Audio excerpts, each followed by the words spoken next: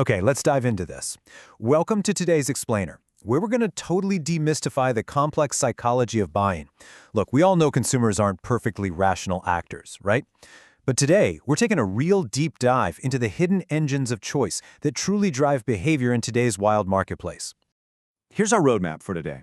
We'll start by defining consumer behavior, move into the stimuli filter, explore the cognitive and emotional mechanisms, see how those drive the final choice, and wrap up with the modern consumer journey.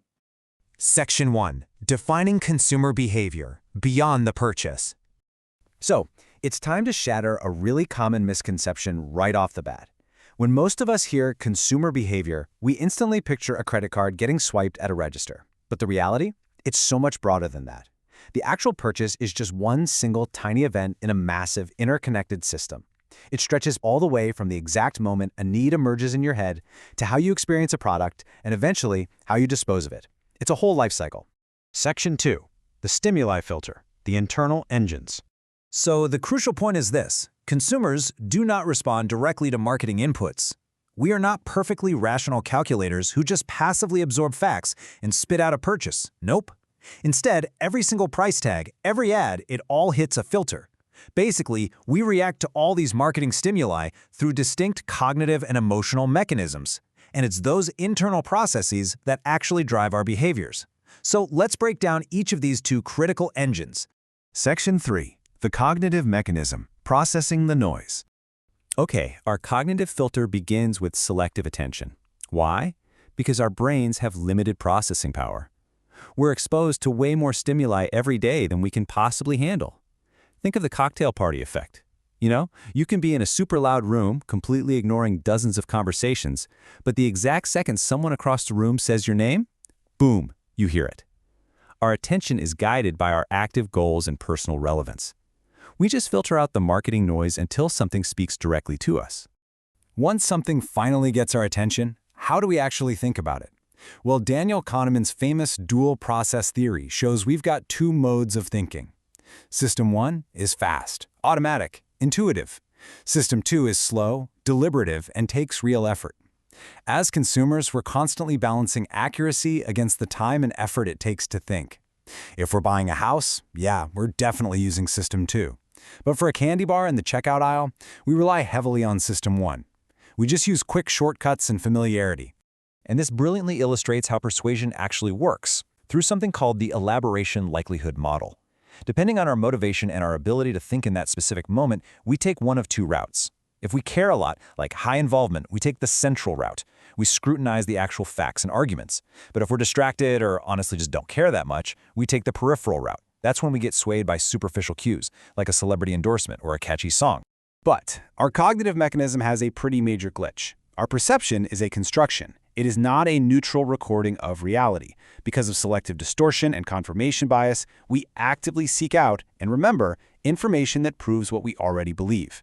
This is literally why a deeply loyal fan of a smartphone brand and a skeptical critic can use the exact same phone, experience the exact same software bug, and walk away with two completely different interpretations of the brand's quality. Section 4. The emotional mechanism. Feeling our way to a decision. Now, a massive mistake people make is lumping emotions into just positive or negative. Fear and anger are both negative, sure, but they trigger entirely different behaviors. Fear comes from uncertainty, and it leads to a desire for protection. Anger, on the other hand, comes from feeling obstructed while you have perceived control, and that leads to blaming, complaining, and switching brands entirely. The specific emotion dictates the specific action. We also evaluate choices based on a sort of timeline of feelings. Integral emotions are what we feel right now about the decision, but anticipated emotions are what we expect to feel later. Like, will I regret this purchase tomorrow morning? Will I feel pride when I show this off to my friends? Really often, consumers don't pick the product with the best technical features. They just pick the option that best protects their desired future emotional state. And sometimes, emotion acts as a direct cognitive shortcut. This is a theory called affect as information. When faced with a really complex choice, we literally just ask ourselves, how do I feel about this? But here's the funny part. This only works if the source of the feeling is ambiguous. If a consumer realizes, hey, I'm just in a grumpy mood because it's pouring rain outside, they'll actually discount that bad feeling when evaluating a product. They realize the brand isn't to blame for the weather. Section 5. Driving the final choice. How mechanisms materialize. Let's move to this and see how it all builds together. When those two engines, the cognitive and emotional, combine, they really often rely on heuristics. These are mental shortcuts to save effort, but these shortcuts create highly predictable biases. The availability heuristic means if we can easily remember a brand, we automatically think it's better. Anchoring means the very first price we see sets the baseline for everything else. Scarcity makes us want things just because they're running out. And the default effect? It shows we are incredibly lazy. We tend to just stick with whatever option is pre-selected for us. These shortcuts tie directly into prospect theory. See, we don't evaluate choices in a vacuum. We evaluate them relative to a reference point. And crucially, losing something hurts us much more than gaining the exact same thing feels good. Because of this, framing is absolutely everything. If you frame a purchase as avoiding a loss rather than achieving a gain, you tap right into that emotional fear we talked about earlier, and you can completely flip a consumer's behavior. But even with the perfect framing, a good attitude doesn't always equal a purchase. The theory of planned behavior explains the famous attitude-behavior gap. You might have a highly positive attitude toward buying an eco-friendly electric car, and you might have the social approval. But if you lack perceived behavioral control, meaning, it's too expensive or there are 0 charging stations near your apartment, you simply won't take action. Friction can kill even our very best intentions.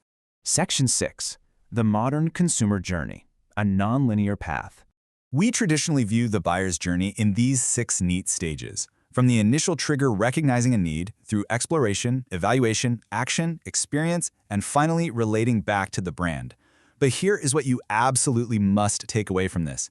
The real modern journey is wildly nonlinear. Consumers do not walk in a straight line anymore. They pause, they bounce between their phone and their laptop, they read obscure reviews on Reddit, they leave items in a cart for a week. It is a continuous, messy loop of learning and relationship building. And today, there's a massive modern twist on all of this. Digital platforms and AI assistants are completely changing the game. Algorithms don't just sit back and respond to what we want anymore. They actively shape our attention and dictate what we even consider buying. AI assistants are increasingly doing the heavy cognitive lifting for us. They summarize reviews, they make the recommendations. Now, this greatly reduces our cognitive load, sure, but it also totally obscures where the information is actually coming from. Which leaves us with this pretty provocative thought. If our internal cognitive and emotional mechanisms are the core engines of our choices, what happens when we start outsourcing those mechanisms to a machine? When AI algorithms are retrieving, summarizing, and ultimately choosing for us, what happens to our autonomy as consumers? Are we still the ones making the choice, or are we just blindly following a new default? It's a question that's going to define the future of consumer behavior. Thanks for joining me on this explainer today, and keep questioning why you buy what you buy. See you next time.